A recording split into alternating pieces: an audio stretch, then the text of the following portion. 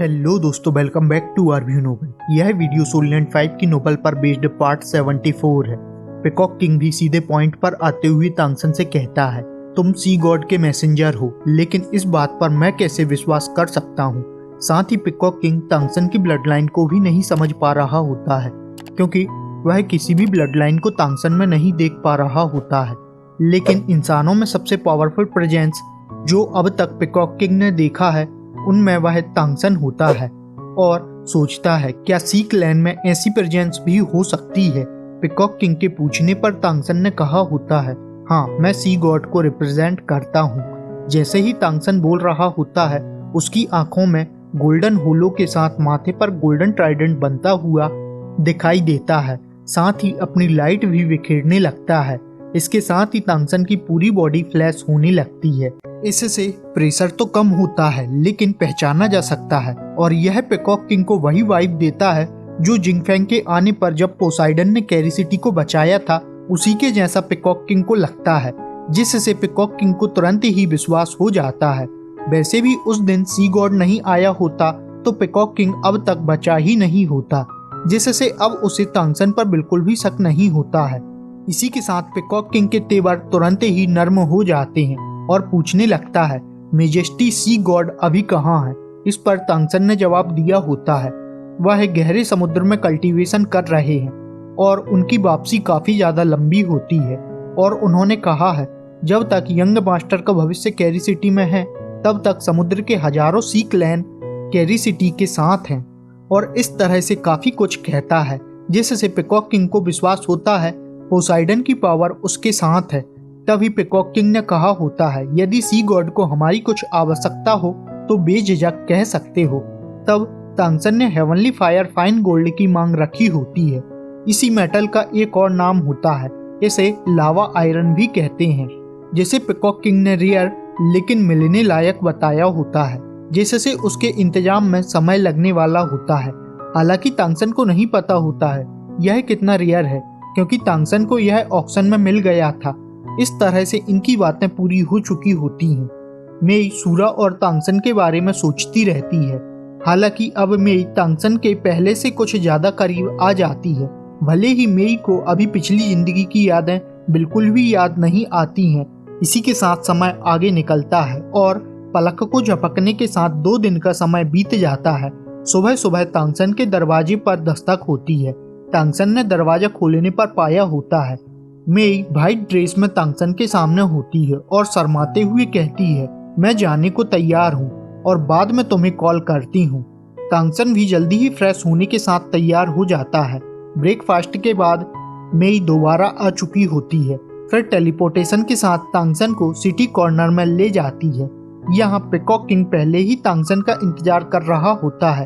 तांगसन ने भी peacock king से टेलीपोर्टेशन शुरू करने के लिए कहा होता है।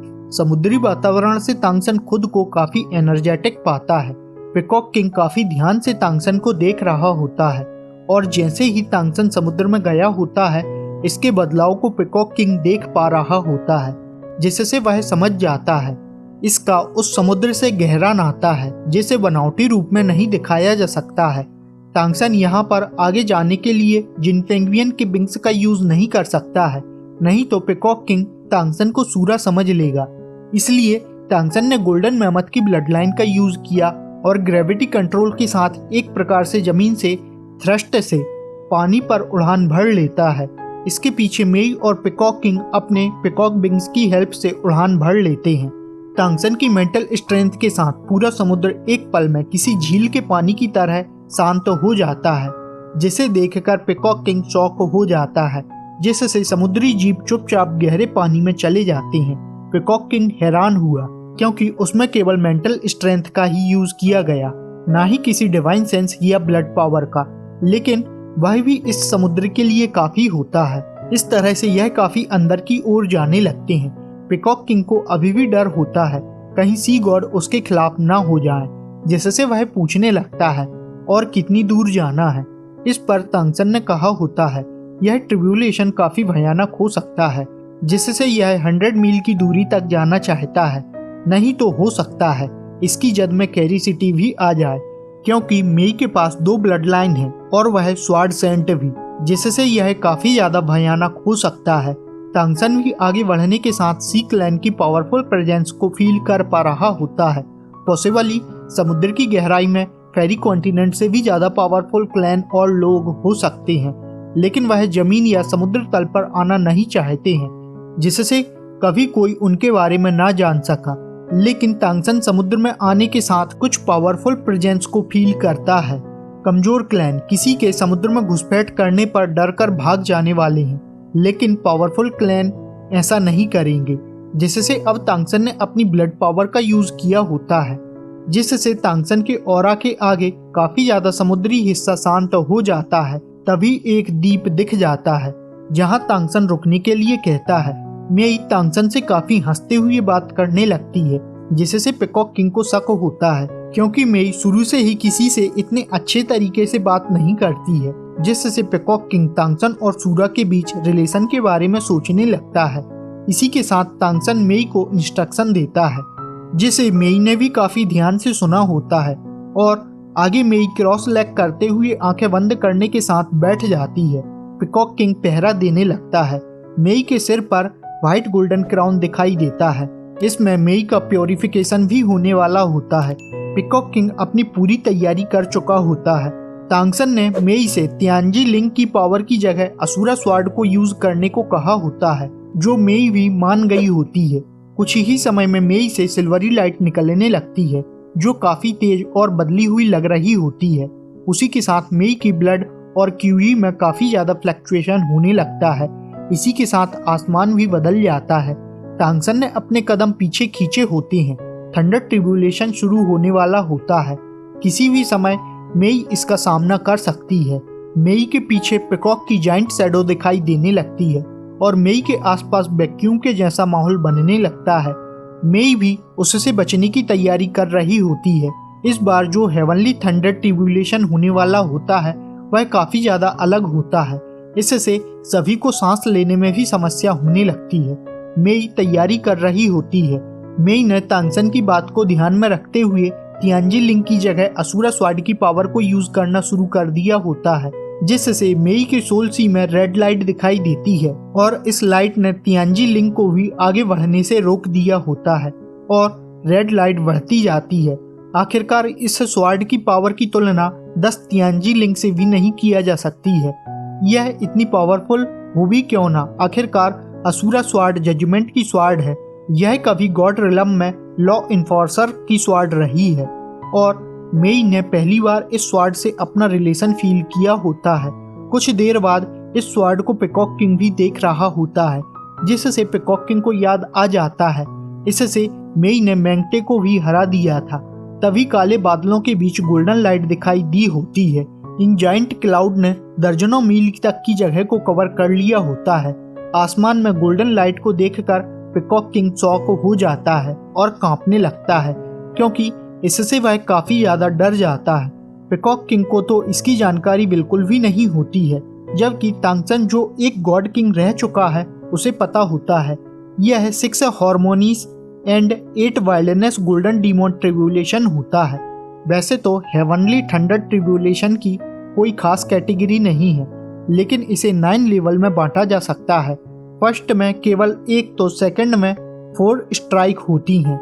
इसी तरह से 6 लेवल में स्ट्राइक 36 टाइम ज़्यादा पावरफुल होगी। कभी मेयर के लिए सेकंड लेवल का ट्रिब्यूलेशन हुआ होता है और मेई के लिए यह 8th लेवल का ट्रिब्यूलेशन होता है, मतलब यह 64 टाइम ज़्यादा पावरफुल होने वाला होता है।